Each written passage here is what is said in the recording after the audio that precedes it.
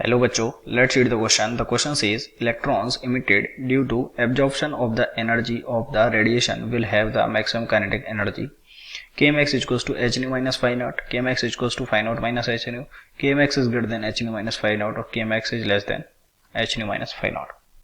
तो सबसे पहले इस क्वेश्चन के लिए हम इसका की कॉन्सेप्ट लिख लेंगे. ओके, एंड इस क्वेश्चन के लिए जो इसका की कॉन्सेप्ट है वो इसका की कॉन्सेप्ट क्या है?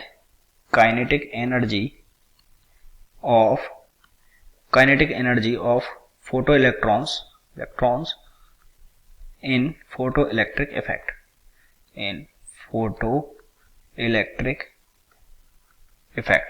ओके, ये इसका की कॉन्सेप्ट हो गया. अब देखिए, सबसे पहले हमको समझना पड़ेगा फोटो इलेक्ट्रिक इफेक्ट क्या होता है.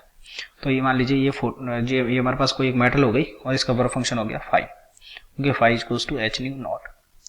तो जब इस पे हम कोई बाहर से एक nu frequency which is greater than nu naught अगर उसकी लाइट इंसिडेंट कराएंगे तो लाइट की एनर्जी एच न्यू हो जाएगी.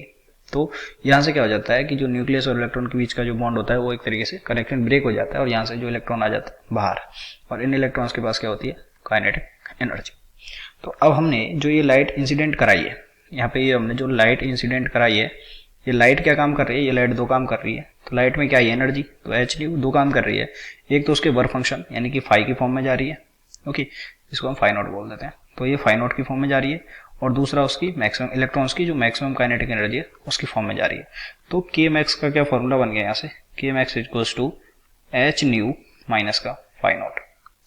ओके, एच न्यू माइनस का फाई नॉट, यानी कि जो टोटल हमने इंसिडेंट एनर्जी डाली, ओके, उसमें से अगर वर्क फंक्शन को सेपरेट कर देंगे तो वो इलेक्ट्रॉन्स की मैक्सिमम काइनेटिक एनर्जी होगी. ओके, तो आप देख सकते हैं यहाँ से कौन सा ऑप्शन करेक्ट हो गया? Option number A is correct.